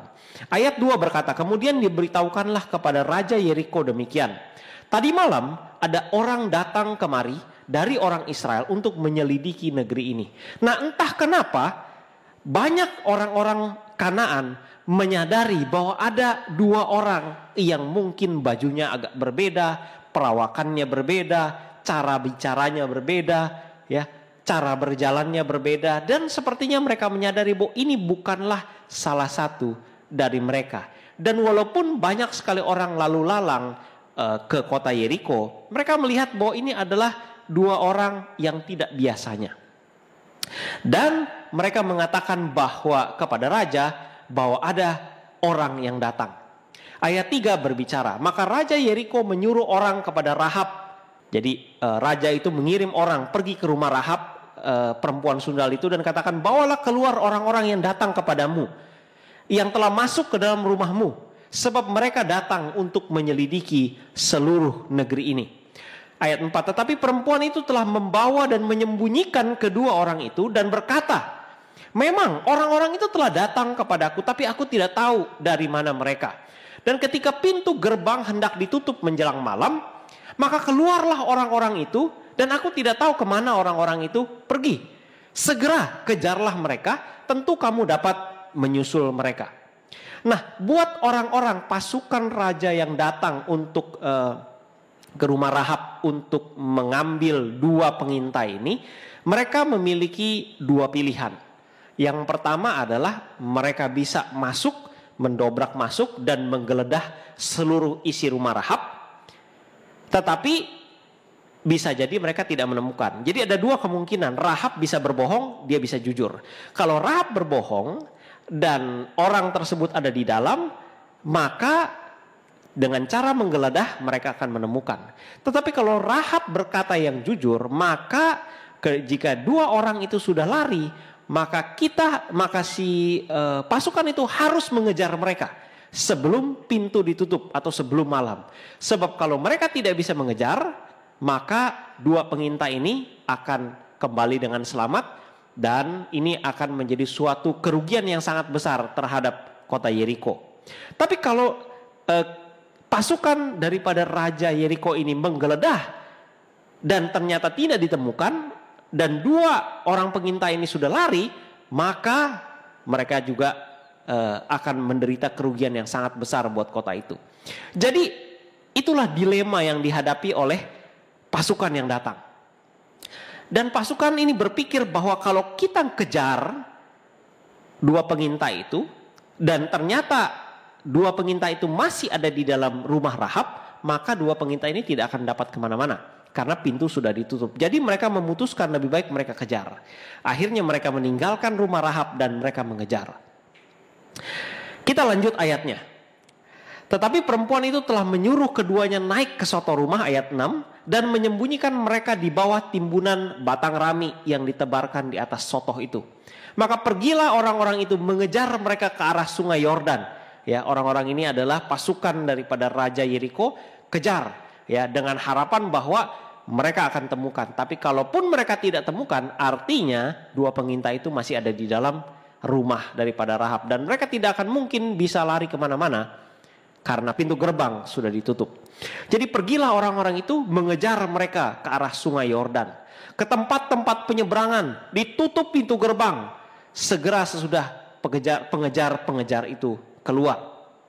Ayat 8. Tetapi sebelum kedua orang itu tidur, naiklah perempuan itu mendapatkan mereka di atas sotoh. dan berkata kepada orang-orang itu, "Aku tahu bahwa Tuhan telah memberikan negeri ini kepada kamu dan bahwa kengerian terhadap kamu telah menghinggapi kami dan segala penduduk negeri itu gemetar menghadapi kamu yang adalah orang-orang Israel." Nah, sebagai seorang perempuan yang tinggal di rumah, ya dalam tanda kutip rumah pelacuran ini, dia seringkali mendapati ada banyak sekali tamu yang lalu lalang menginap di tempat dia, dan dia mendengarkan akan cerita-cerita yang hebat dari luar sana. Dia mendengarkan akan cerita akan orang Israel yang setiap kali melewati bangsa dan melawan bangsa, maka bangsa yang lain kalah. Dia mendengarkan akan betapa hebatnya Allah si orang Israel ini, sehingga segala sesuatu yang lain kalah oleh mereka. Mereka yang adalah budak di tanah Mesir keluar dengan tangan Tuhan yang begitu kuat. Rahab mendengar akan 10 tulah yang terjadi di negeri Mesir. Itulah yang membuat setiap orang yang datang ke tempat Rahab gemetar mendengarkan cerita-cerita itu. Dan dari cerita demi cerita membuat Rahab yakin bahwa ini adalah dewa yang benar atau Allah yang benar. Itu sebabnya dia katakan bahwa Tuhan telah memberikan negeri ini kepada kalian, dan bahwa kengerian terhadap kamu telah menghinggapi kami, dan segala penduduk negeri ini gemetar menghadapi kamu. Saudara, kalau Rahab bicara demikian dan didengar oleh penduduk Yeriko, dia pasti mati. Karena ini merupakan aksi pemberontakan dan aksi pengkhianatan. Tetapi inilah iman yang ditunjukkan oleh Rahab. Walaupun dia tidak melihat akan apa yang terjadi di luar sana, dia hanya mendengar saja dari cerita orang-orang yang datang. Tapi dia tahu bahwa kejadian-kejadian itu benar, bahwa Allah orang Israel ada Allah yang perkasa. Kita lanjut ayatnya. Ayat 10, sebab kami mendengar bahwa Tuhan telah mengeringkan air laut Teberau di depan kamu ketika kamu berjalan keluar dari Mesir, dan apa yang kamu lakukan kepada kedua raja orang Amori yang di seberang sungai Yordan itu, yakni kepada Sihon dan Og yang telah kamu tumpas. Ketika kami mendengar itu, tawar hatilah kami dan jatuhlah semangat setiap orang menghadapi kamu. Sebab Tuhan Allahmu ialah Allah di langit di atas dan di bumi di bawah. Oh, ini adalah ucapan dari seorang yang kafir. Tapi lucunya ada banyak orang yang berkata bahwa mengapa Rahab, seorang perempuan sundal, menjadi pahlawan iman tapi dia berbohong. Saudara, Rahab adalah seorang perempuan sundal. Apa yang mau kita harapkan dari seorang perempuan sundal? Kalau dia bohong, itu adalah hal yang sangat wajar. Tapi kalau dia percaya kepada Allah yang benar, itu suatu mujizat. Dan dia percaya kepada apa yang dia dengar walaupun dia tidak melihat. Pertanyaannya seringkali datang kepada kita, apakah kita bisa percaya walaupun kita tidak melihat? Dan pada saat itu, ketika dia mengatakan bahwa tawar hatilah kami dan jatuhlah semangat kami, oleh karena kami menghadapi bangsa Israel yang kuat. Ayat 12 mengatakan, maka sekarang bersumpahlah kiranya demi Tuhan bahwa karena aku telah berlaku ramah terhadapmu, kamu juga akan berlaku ramah terhadap kaum keluargaku. Dan berikanlah kepadaku suatu tanda yang bisa dipercaya, bahwa kamu akan membiarkan hidup ayahku dan ibuku, saudara-saudaraku yang laki-laki, yang perempuan, dan semua orang-orang mereka. Dan bahwa kamu akan menyelamatkan nyawa kami dari maut. Lalu jawab kedua orang itu kepadanya, nyawa kamilah jaminan bagi kamu. Asalkan jangan kau kabarkan perkara kami ini. Apabila Tuhan nanti memberikan negeri ini kepada kami, maka kami akan menunjukkan terima kasih dan setia kami kepadamu. Lalu kemudian perempuan itu menurunkan mereka dengan tali melalui jendela, sebab rumahnya itu letaknya pada tembok kota. Jadi pada tembok itu ia diam. Anda bisa bayangkan bahwa Rahab ini tinggal persis di tembok kota, ya, persis di tembok kota. Jadi dari tembok itu dia bisa melihat lepas mungkin ke sungai Yordan dan lain sebagainya. Jadi dia persis di tembok kota. Jadi jendelanya itu langsung keluar. Itu sebabnya Rahab bisa menurunkan orang-orang itu dengan tali, ya, tali yang berwarna merah. Berkatalah ia kepada mereka, pergilah ke pegunungan supaya pengejar-pengejar itu jangan menemui kamu, dan bersembunyilah di sana 3 hari lamanya sampai pengejar-pengejar itu pulang. Kemudian bolehlah kamu melanjutkan perjalananmu. Kedua orang itu berkata, ayat 17 kepadanya, kami akan bebas dari sumpah kami ini kepadamu yang telah kau suruh kami untuk ikrarkan.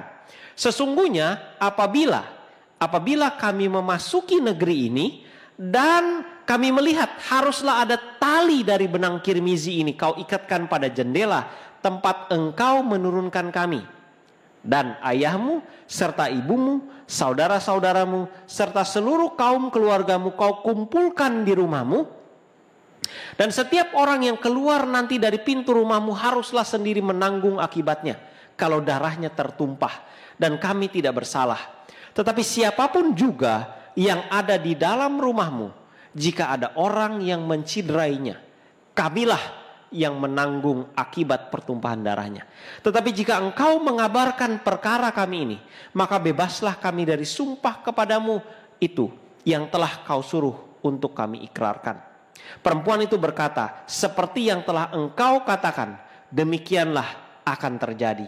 Sesudah itu dilepaskannya lah orang-orang itu pergi, maka berangkatlah mereka. Kemudian perempuan itu mengikatkan tali kirmizi itu pada jendela. Nah saudaraku, tali kirmizi ini adalah tali yang berwarna merah.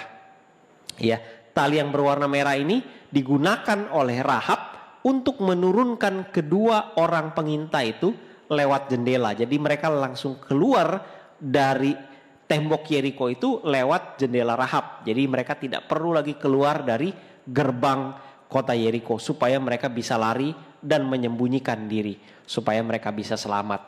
Nah, pada saat Rahab merasa bahwa pada saat bangsa Israel datang, kita semua akan binasa. Tidak seorang pun dari kita yang akan bisa selamat. Oleh karena mengapa? Karena Rahab sudah mendengar akan apa yang terjadi pada bangsa-bangsa yang berhadapan dengan orang-orang Israel itu. Dan ketika Rahab melihat keadaan ini dan bertemu dengan 2 pengintai yang berasal dari orang Israel, Rahab merasa bahwa inilah satu-satunya kesempatannya untuk selamat. 2 orang pengintai ini adalah utusan Tuhan yang digunakan Tuhan dan menjadi suatu sarana untuk Rahab dapat selamat. Saudaraku yang terkasih dalam Tuhan, kalau masih ingat, wanita di dalam Alkitab selalu melambangkan akan gereja. Dan 2 pengintai, kalau di dalam buku Wahyu diceritakan, itu adalah melambangkan Alkitab. 2 saksi perjanjian lama dan perjanjian baru. Dan ini adalah saksi yang dikirimkan kepada kita untuk supaya kita bisa selamat.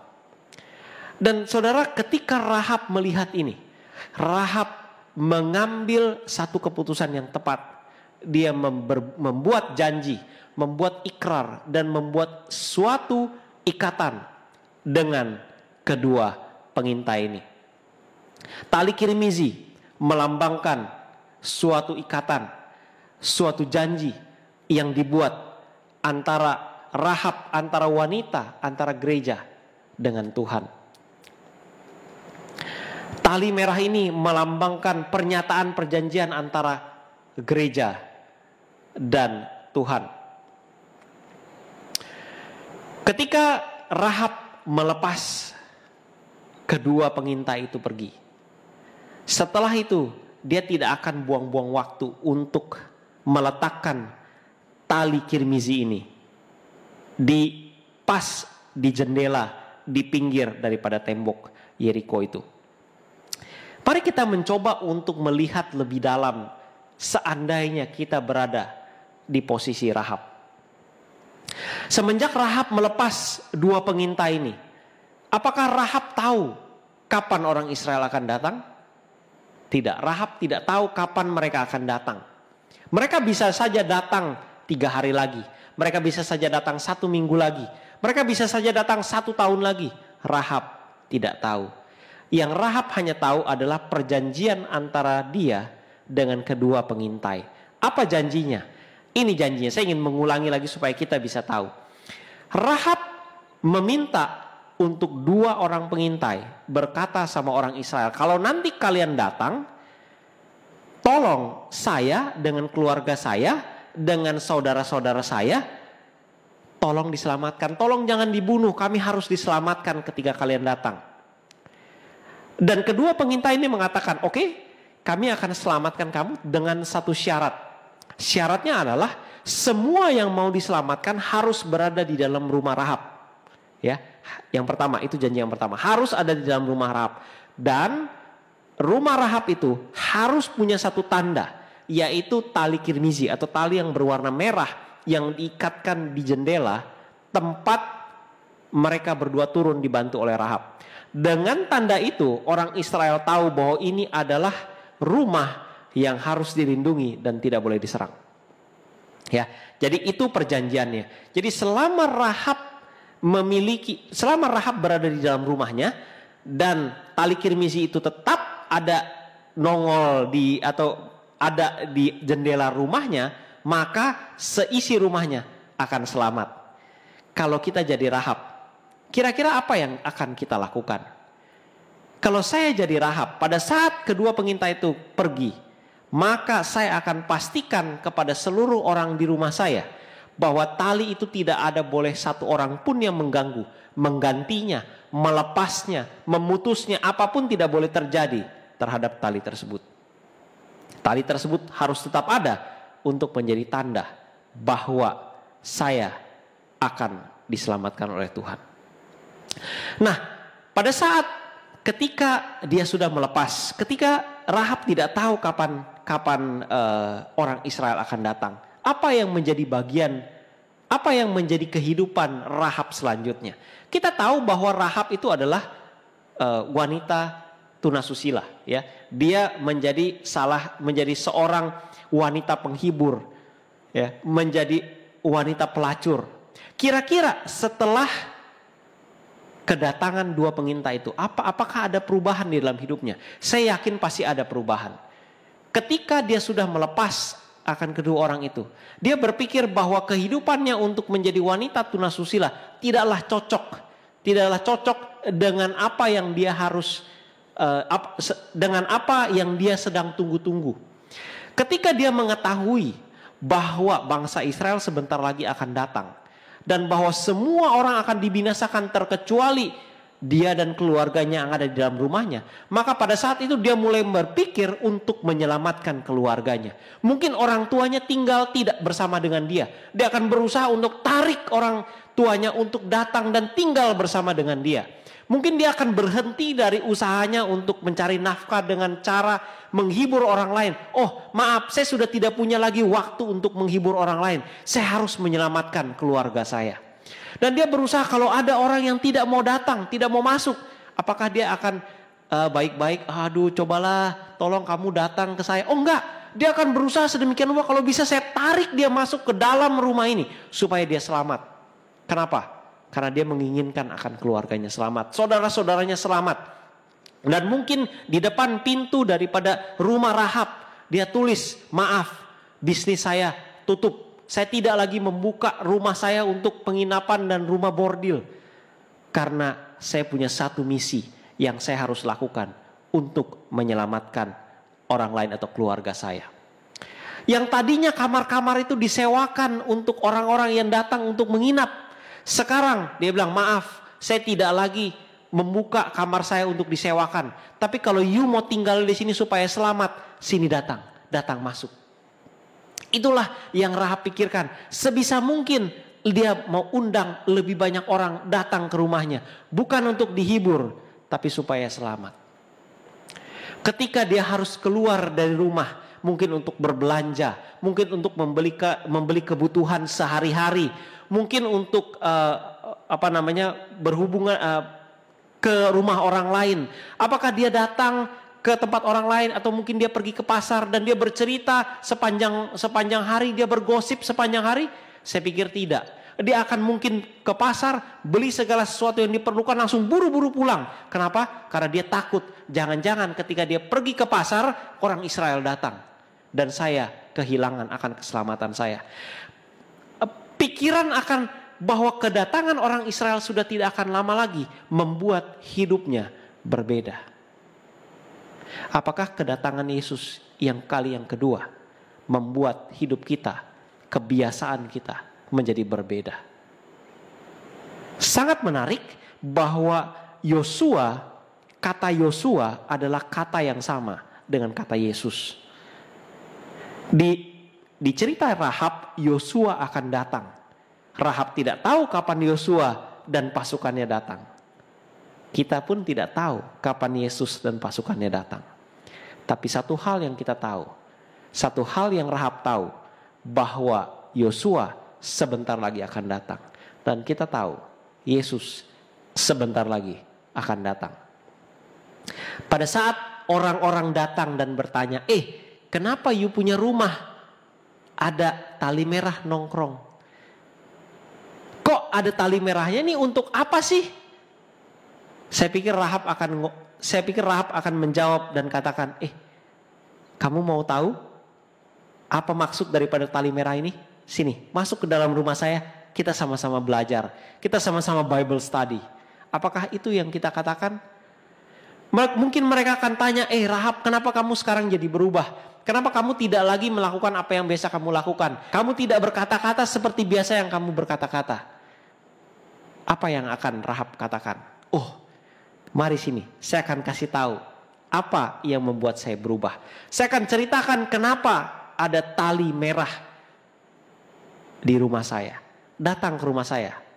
Apakah kita sebagai umat Tuhan yang sedang menantikan kedatangan Yesus mengatakan hal yang sama? Apakah ketika orang bertanya, kenapa kamu berbeda? Kenapa kata-kata kamu berbeda? Kenapa makananmu berbeda? Apakah kita mau mengundang mereka dan katakan, datang sini, mari kita sama-sama belajar Alkitab. Apakah itu yang kita lakukan? Atau justru sebenarnya kita tidak berbeda dengan orang lain? Kalau misalkan ada orang datang, ketika mungkin Rahab mengundang, kamu harus masuk ke rumah ini supaya kamu bisa selamat. Dan orang tersebut datang dengan barang yang banyak sekali. Barangnya penuh sekali. Kira-kira apa yang Rahab katakan? Rahab mungkin akan katakan, maaf Pak, you boleh masuk, tapi itu barang-barang tolong tinggalkan di luar. Kamar saya itu terbatas.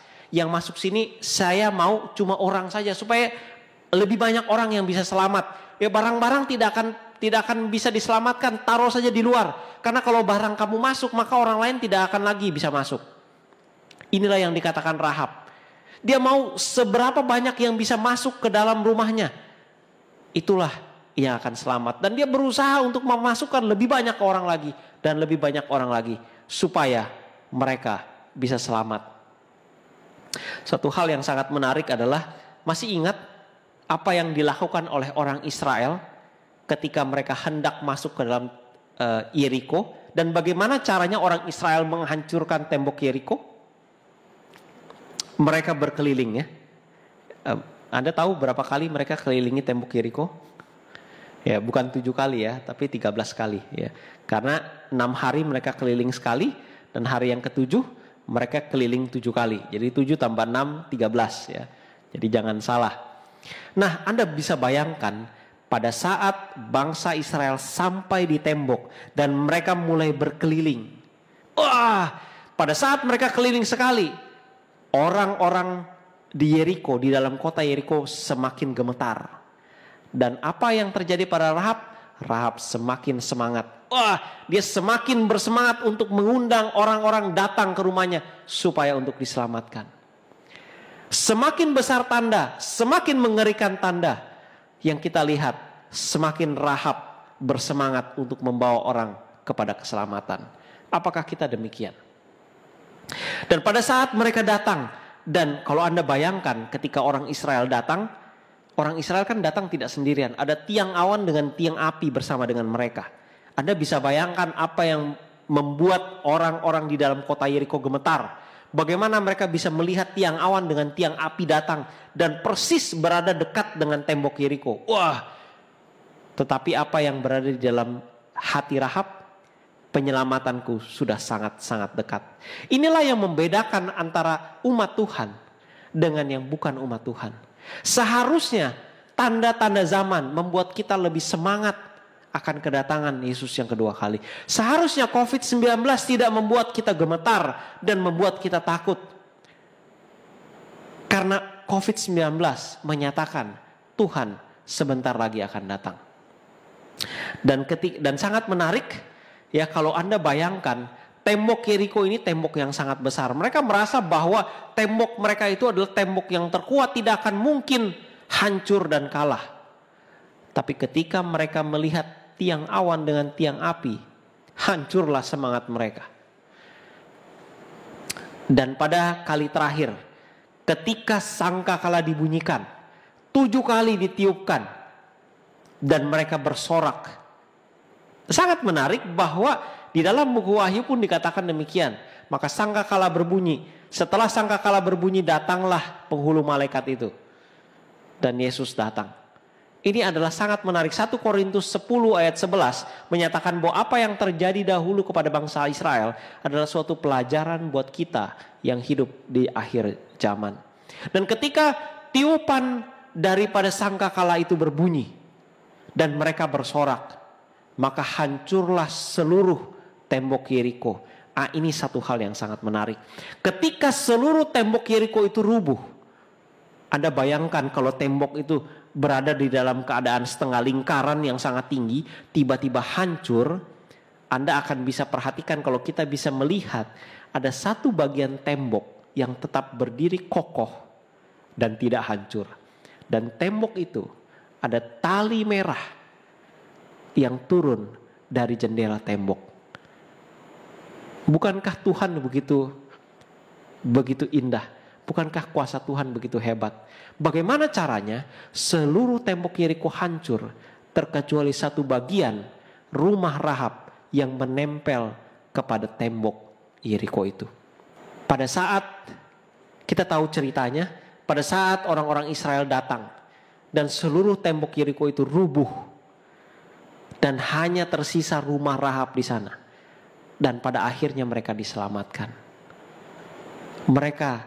Rahab beserta dengan keluarganya, beserta dengan orang-orang yang berada di dalam rumahnya, semua diselamatkan. Saudaraku yang terkasih dalam Tuhan, Yesus bertanya di dalam Lukas 18 ayat 8, kalau anak manusia datang di bumi, akankah ia mendapati iman di bumi ini? Apakah Yesus bisa melihat bahwa di dalam diri kita, di dalam hati kita masih tergantung benang merah itu, tali merah itu? Apakah kita masih berada di dalam rumah, di dalam kebenaran yang kita yakini? Apakah Yesus ketika ia datang dapat menemukan kita masih setia? Saudaraku yang terkasih dalam Tuhan, terkadang memelihara tali merah itu tetap berada di dalam jendela rumah kita. Kebenaran itu tetap berada di dalam hati kita. Bukanlah suatu hal yang mudah. Seringkali orang akan meledek, kenapa you akan jadi kayak begini sih? Ini udah bukan zamannya lagi kamu memelihara hal seperti ini. Mungkin orang banyak akan mengolok-olok kehidupan kita.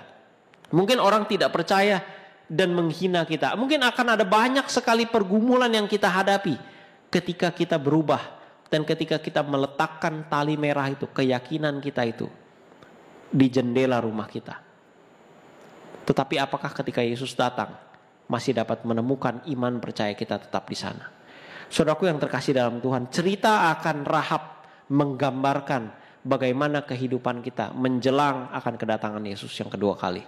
Apakah kita seperti Rahab yang percaya bukan dengan melihat tetapi percaya dengan iman? Percaya bahwa apa yang dikatakan Alkitab adalah benar.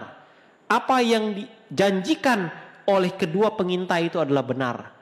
Pada saat kedua pengintai itu pergi, Rahab bisa saja tidak percaya bahwa dia akan diselamatkan oleh kedua pengintai itu. Tetapi Rahab mengambil keputusan untuk percaya. Saudaraku yang terkasih dalam Tuhan, terkadang kita pada saat memelihara keyakinan kita, seringkali kita kehilangan akan rasa tetap percaya itu. Mengapa? Karena perasaan kita. Seringkali kita punya perasaan itu berbeda dan berbelok. Tetapi pada saat kita sudah berkomitmen, biarlah kita memelihara akan komitmen kita itu. Saudara, komitmen adalah suatu hal yang kita harus tetap pelihara, yang kita tetap jaga, walaupun perasaan sudah tidak lagi di sana. Kadang-kadang ketika kita sudah lelah, kita sudah capek, kita sudah malas akan baca Alkitab, kita sudah malas untuk berdoa. Tapi komitmen membuat kita tetap datang kepada Tuhan. Dan kita akan tetap berhubungan dengan Dia. Saudaraku yang terkasih dalam Tuhan, memelihara komitmen kepada Tuhan tidaklah mudah. Dan kita membutuhkan kuasa dari sorga, supaya tali merah itu tetap berada di jendela hati kita. Jika Anda ingin tetap memperkuat komitmen Anda untuk tetap memelihara janji itu, memelihara kebenaran itu, saya mengundang Anda untuk sama-sama tunduk kepala dan kita berdoa. Bapa di dalam sorga, kami bersyukur dan berterima kasih Tuhan. Tuhan sudah pimpin kami. Berikan kepada kami kekuatan Tuhan untuk tetap memelihara komitmen kami untuk memiliki kebenaran-Mu Tuhan. Kami tahu kami memiliki banyak tantangan hidup, kami memiliki banyak pergumulan hidup Tuhan. Tapi Engkau yang memiliki kuasa. Engkaulah Allah yang perkasa. Engkaulah Allah yang membuat Rahab dan seluruh kota Yeriko gemetar. Tuhan, berikan kepada kami kekuatan untuk memelihara iman kami. Kami mau serahkan hidup kami ini di dalam nama Yesus yang adalah Tuhan dan Juru Selamat kami. Amin.